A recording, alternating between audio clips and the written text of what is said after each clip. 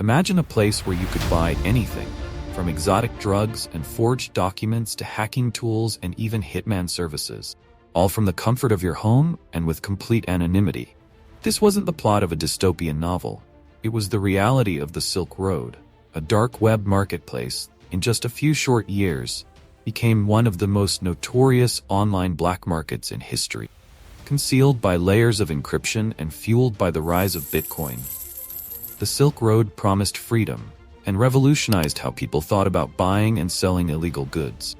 At the heart of this digital empire was a man with a radical vision, operating under the pseudonym Dread Pirate Roberts.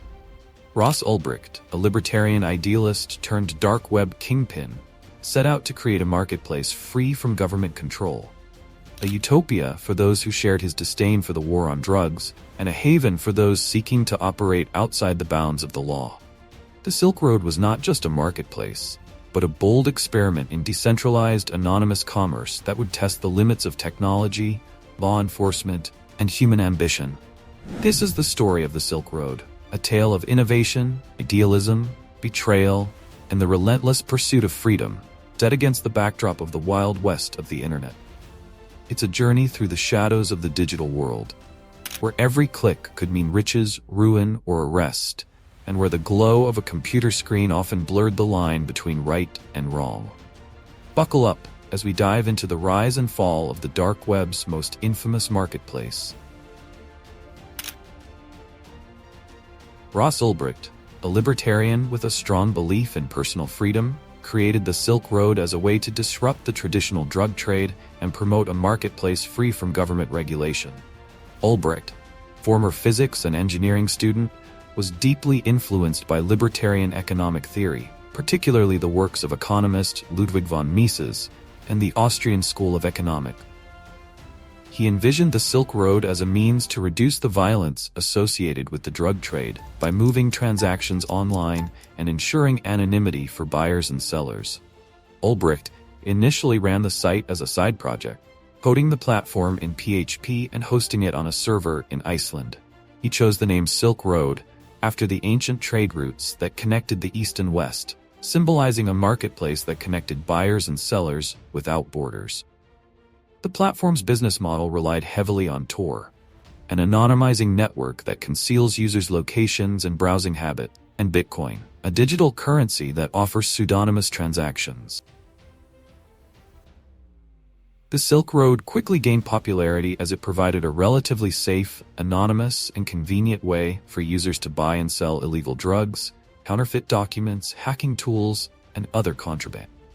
The marketplace operated much like a traditional e-commerce website, with a user-friendly interface that included product listings, customer reviews, vendor ratings, and an escrow service to protect both buyers and sellers.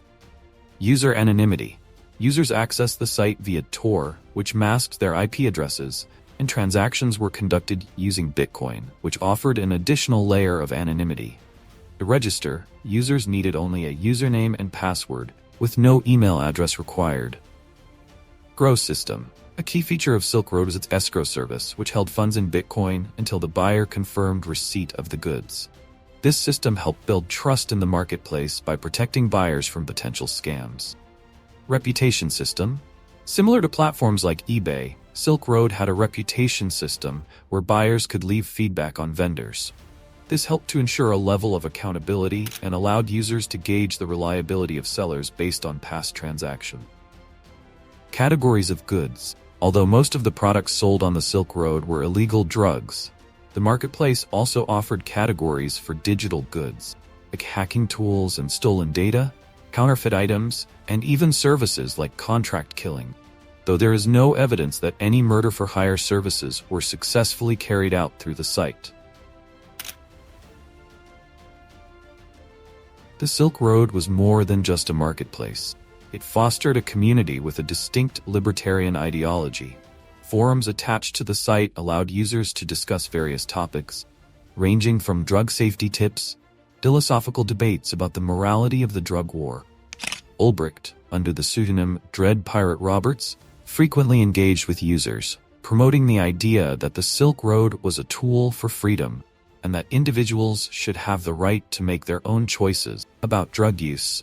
Ulbricht's persona, Dread Pirate Roberts, was inspired by a character from the movie The Princess Bride, symbolizing the idea that identity could be passed down and that the movement was bigger than any one individual. This mythos contributed to the Silk Road's cult-like following among its users. At its peak, the Silk Road had over 100,000 active users and generated an estimated $1.2 billion in total sales. The marketplace grew rapidly due to the ease of access, the variety of goods available, and the relative safety compared to street-level drug transactions. Vendors from around the world could reach a global customer base without the risks typically associated with drug trafficking. International reach. The platform's global reach meant that vendors could ship drugs across borders, often using methods like vacuum-sealed packaging and disguising shipments to look like legitimate mail. The use of Tor and Bitcoin made it extremely difficult for law enforcement to track transactions and identify users. The Silk Road's encryption and anonymity features posed significant challenges for authorities, who had little precedent for dealing with this new breed of online marketplace.